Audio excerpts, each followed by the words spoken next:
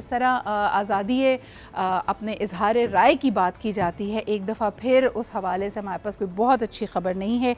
PTA ने तकरीबन 183 mobile apps को ब्लॉक कर दिया है और साथ साथ इसकी वजह से हम देखते हैं कि ऑनलाइन कंटेंट में डिस्ट्रप्शंस आ रही हैं, शदीद मुश्किलात का लोगों को सामना है। कहा जा रहा है कि URLs जो कि एक वेबसाइट का एड्रेस होता है जिसके ज़रिए आप उसको एक्सेस कर सकते हैं, तकरीबन 2370 URLs को ब्लॉक किया गया है। इसके अलावा जो मोबाइल ऐप्स का मैंने आपको बताया कि 183 मोबाइल ऐप्स ऐसी हैं जिसको लीगल तरीक़ों से और प्रोसीजरल तरीक़ों से ब्लॉक किया गया है पाकिस्तान में।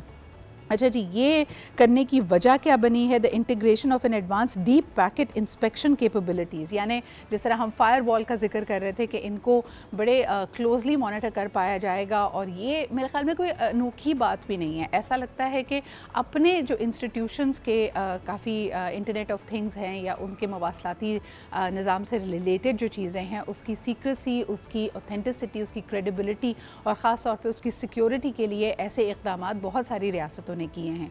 तो इस वक्त ये एक मसला पाकिस्तान में क्यों है, इसके ऊपर सहाफ़ी बरादरी क्या सोच रही है, लोगों का क्या रद्द अमल है, आइए ज़रा इस पर बात करते हैं। हमारे साथ मौजूद है Usama Khilji, who is also a journalist, बोलो भी and a digital rights expert. Usama, बहुत बहुत शुक्रिया।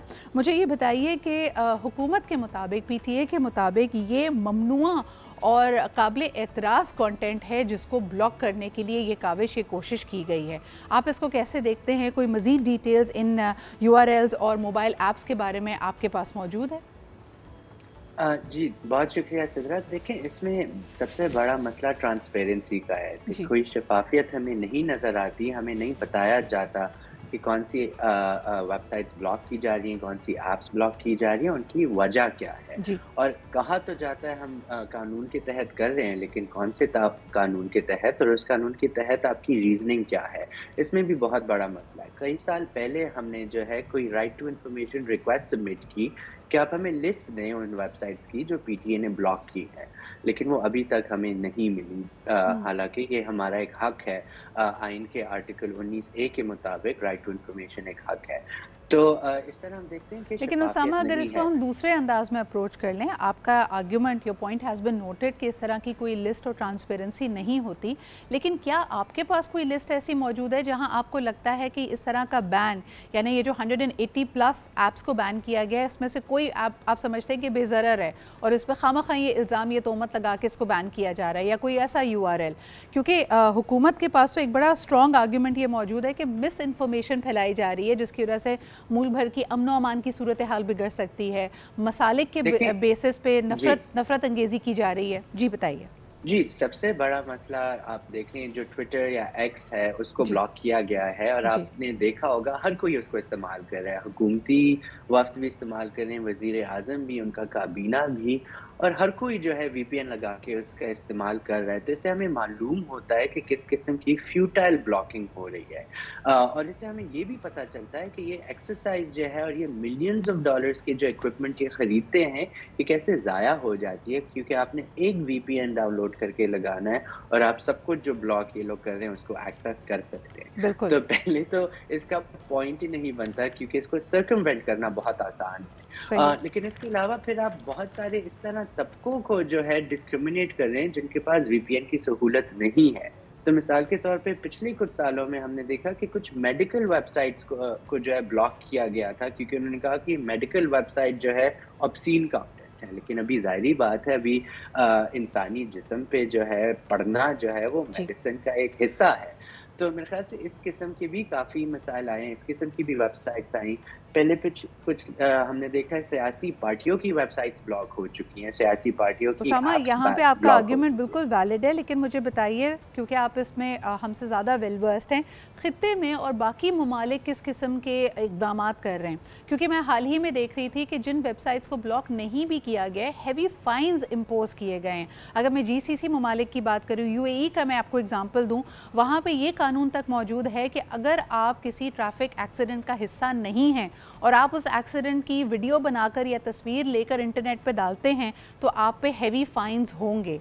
अब इस तरह की सूरत हाल इस वक्त पाकिस्तान में नहीं है और हम देखते हैं कि हमारी मॉब लिंचिंग कई गुना बढ़ गई है। एक कारसाज का एक्सीडेंट था, दूसरा कल हमने देखा कि एंजेलिन मलिक पाकिस्तानी एक्टर वो एक हादसे में मुलव्वस थी। तो एक मॉब मेंटालिटी हमारी बढ़ती चली जा रही है। तो आप नहीं समझते कि इक़दामात भी करने ज़रूरी हैं? देखिए सिद्रा, उसका हल ये नहीं है कि आप पूरी वेबसाइट ब्लॉक कर दें। उसका हल ये है कि आप अपनी इन्वेस्टिगेशन कैपेसिटी को और कैपेबिलिटीज को बेहतर करें। तो अगर कोई क्राइम करता है तो आप उनको जाके पकड़ें, उनकी निशानदेही करें और ड्यू प्रोसेस ऑफ लॉ के तहत उनको प्रोसिक्यूट करें। ये नहीं कि आप अभी मिसाल के तौर पे मैं फ़ोन पे कोई गलत काम करता हूँ तो आप पूरा फ़ोन नेटवर्क तो नहीं बंद कर दें उसकी वजह से। आप जो है जो जिस बंदे ने जो क्राइम किया है आप उनको प्रोसिक्यूट करें।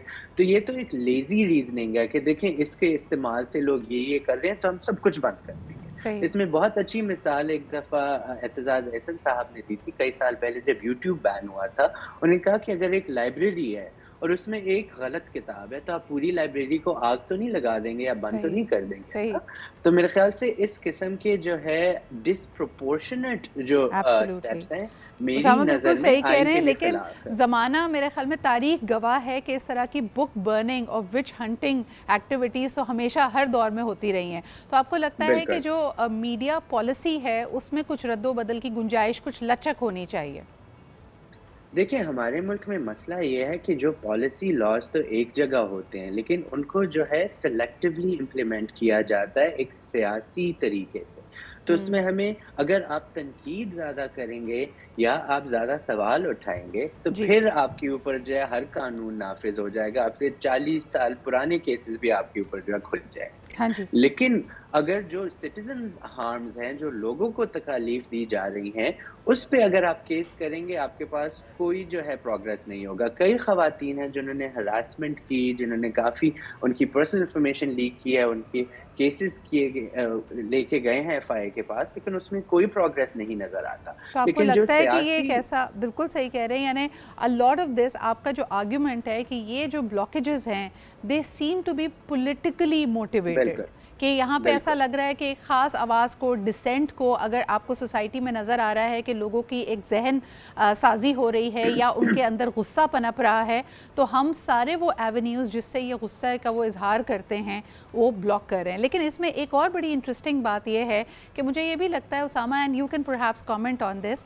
कि इस तरह की वेबसाइट्स को ब्लॉक करने से कहीं ना कहीं रियासत डिसकनेक्ट भी कर रही है अपने आप को from the pulse of the people. यानी लोग जब अपना राय का इजहार नहीं कर पाएंगे तो आपको ये भी समझ नहीं आएगा, आपको लगेगा कि आप जो पॉलिसीज़ बना रहे हैं या आपके इर्द गिर्द के जो लोग हैं अगर वो आपकी वाह कर रहे हैं कि आपने बड़ी अच्छी पॉलिसी बनाई है, नहीं जी इसका रिजल्ट आ रहा है, लेकिन जो एक्चुअल ऑन ग्राउंड रियलिटी है आप उससे डिस्कनेक्ट हो जाएंगे। व्हाट डू यू से? जी सिद्रा, बहुत अहम आपने पॉइंट रेज किया है और ये बिल्कुल दुरुस्त है कि देखिए ये हमारा जो जमहूरी निज़ाम है उसका क्या खूबसूरती है। उसकी ये खूबसूरती है कि जो लोगों की आवाज़ है उसकी बुनियाद पे आपकी हुकूमत साजी हो, उसकी बुनियाद पे गवर्नेंस हो।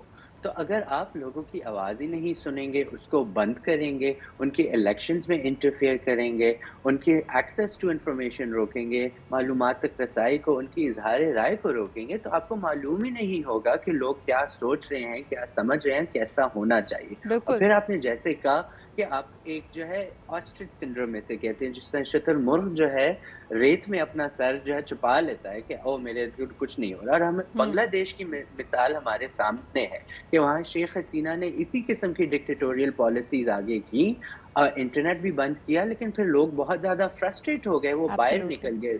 200 लोगों को मारा गया। बहुत शुक्रिया।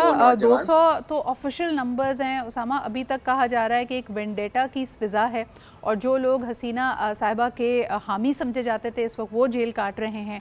1000 से ज़्यादा 18 जुलाई बांग्लादेश की तारीख का सबसे खून रेजी वाला दिन था। तो ये बड़ी अहम बात है कि लोगों की जो थॉट प्रोसेस है उस पर नज़र रखी जाए। आज भी हम मुग़ल बादशाह के ज़माने वाली हरकतें कर रहे हैं कि हम एक दरबार से जाते हैं, उसमें जो एक्सेस में आके अगर कोई बात तनकीद के तौर पे या शिकवे के तौर पे होती है तो हम समझते हैं कि दैट इज़ इनफ। हमारे यहाँ बड़े सारी जगह बेल ऑफ होप इंस्टॉल की गई है कि आइए घंटी बजाइए और बताइए बादशाह सलामत को कि क्या चीज़ गलत हो रही है, but that is not the way. आज की वो जो बेल है वो आपका बेल आइकन है और अगर आप उसको बंद करते हैं तो यकीनन एक बड़ा मसला आने वाले दिनों में क्रिएट हो सकता है। बहुत शुक्रिया हमारे साथ मौजूद होने के लिए।